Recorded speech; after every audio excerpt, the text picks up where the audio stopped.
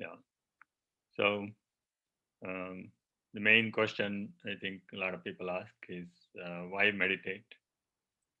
What is the purpose of meditation? Um, so a simple answer to that is uh, we want to simplify or let go of the complexity of the mind and move to the simplicity of the heart. So, what does it mean? Um, Apparently, a person can have up to maybe more than 6,000 thoughts per day, which is, think about it, it's a very high number by any stretch.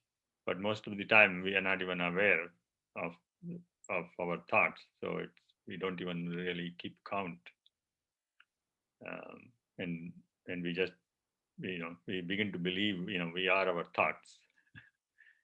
So meditation is a way to become aware of our thoughts first of all, and to understand that our essential nature is not our thoughts, but the awareness, or the witnessing presence behind our thoughts. So that's the first thing that happens, and that alone can help us in many ways, as we will see um, in our next slides.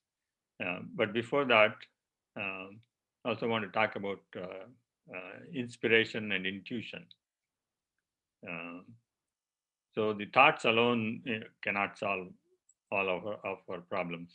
We think, by thinking, we can solve uh, problems related to work situation or family issues or whatever. But sometimes the logical mind alone does not have all the answers. So we need the intelligence of the intuition and the inspiration that is available to us, that we are not even aware of. So to meditation is a way to connect, with this amazing potential that we all have. The intelligence, that runs this universe. The intelligence that automatically takes care of our body. We don't even think of it as an intelligence. We just take it for granted, that the universe exists. How, all these things, how does it happen?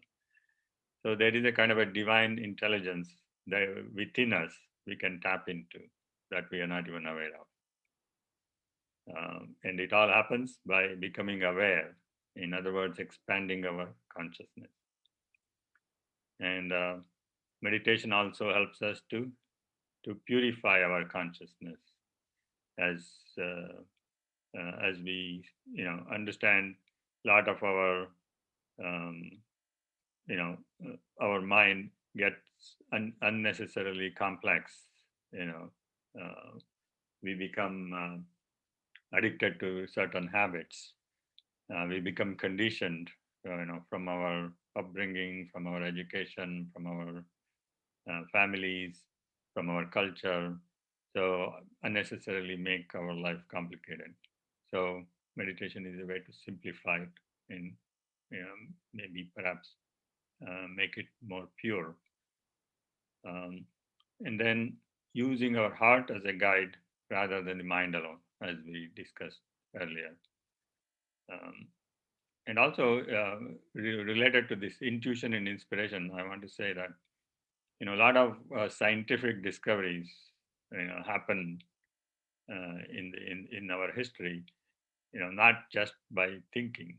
When people are not thinking, that's by sitting quietly.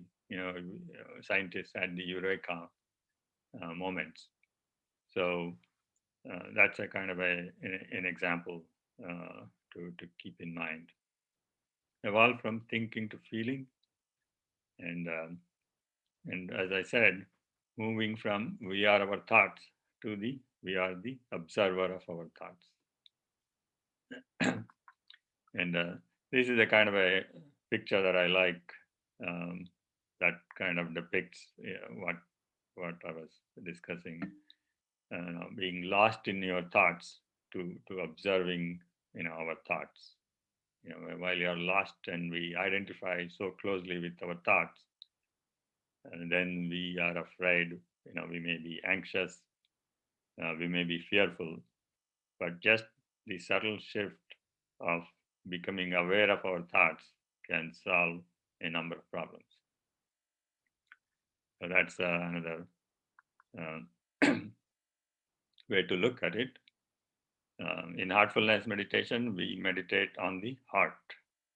Why the heart? Because we want to bring a heart centered approach to life. And we know that the heart is naturally associated with these noble qualities like compassion, contentment, empathy, forgiveness, gratitude. All these noble qualities are associated with the heart. And there's a saying that we become what we meditate on. So we want to develop these, tap into these potential. Meditation is a simple way to do it. Heart is our, conscience. That is the, uh, according to many traditions, it is the seat of divinity, within human beings. And the roots of our thoughts and emotions lie in our heart. So when the heart is at peace, the mind is at rest. So we go to the source to become peaceful. We cannot become peaceful by going into our head and trying to control our mind. That's going to be very hard exercise. So the best way to do it is to go to our heart, and then and then heartfulness can be looked up as a comprehensive approach. It's a kind of a one-stop shop because, as I said, just by developing the self-awareness in everything that we do, automatically resolves a lot of the issues of human existence. For example, we become less reactive and become more responsive. So if somebody pushes our buttons, we don't automatically, give a conditioned response, but we become aware that okay, somebody is trying to push our buttons, and we need to be careful. So all that awareness develops. Shift from anger to love, attachment to non-attachment. You know, we don't become attached to objects, attached to uh, the various uh, issues that we come across, and we begin to realize that life is uh, constantly changing and evolving. So if we don't cling to a particular thing, then it will be easy to let go. Regulating our thoughts rather than uh, you know let our thoughts control. We can be masters of our destiny by regulating our thought process. And so so this regulation doesn't have to be um, you know uh, very stressful, that we are always, how can we always watch our thoughts. No, it is not like that. It's a kind of an automatic uh, development that happens, that you're automatically become more and more aware of your thought process, without any effort on your part. Then it can also help us in our social situations, because hopefully we become less selfish and more selfless, and inclination to sharing rather than acquiring, and we overcome fear and develop courage. Um, can help us in our career because we focus more on aspiration, you know, trying to do the best, trying to do the best job in whatever career or work situation that we have, rather than always, looking for to go higher in promotions, focusing on that. When we when we focus on aspiration, our career will advance naturally, moving from intellect to wisdom.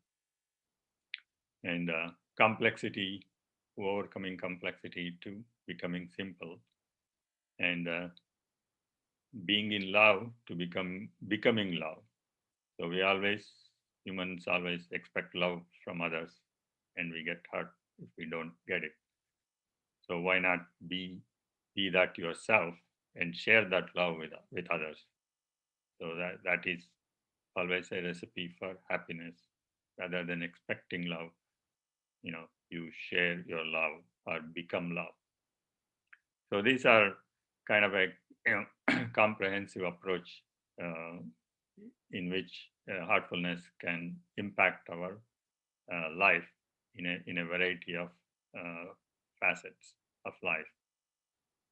And uh, and finally, heartfulness is is also known as, uh, in terms of yoga, it's called, it's a type of Raja Yoga. Raja Yoga is uh, yoga of the mind. So you might have heard other yogas, Bhakti Yoga or Gnana Yoga, and Bhakti is the devotional aspect of yoga, and Gnana Yoga is, yoga of uh, knowledge, that you can get by reading scriptures and other texts. So, however, and Karma Yoga is doing selfless action. However, by using a comprehensive approach, a heartfulness, which is a Raja Yoga approach, so all these other um, uh, facets of yoga automatically, become available to us, or perhaps better to say it, we will be drawn to other aspects of yoga, because this is a more integrated approach. It includes all other aspects of yoga. So all these other um, qualities automatically we become interested, and so in a way becomes a comprehensive approach to self transformation. And the Raja Yoga, apparently, uh, because the different yogas are available to people with different uh, proclivities. Some of us may be more interested in, devotional aspect of uh, divinity. Some of us are, interested in reading scriptures. But a Raja Yoga approach apparently um, is available to most of us. Uh, so especially in this age where the vibratory levels are very low in the universe, in our world, a Raja Yoga is a integrated approach. Apparently, is the way to go, because it includes all others. And as you progress, you may be drawn to other yogas like the devotional type, or the karma yoga, selfless action. But it will give you a head start into other aspects of yoga. So we'll leave that today, and we'll go into our the actual practice. So in the actual practice, we will do a guided relaxation and meditation.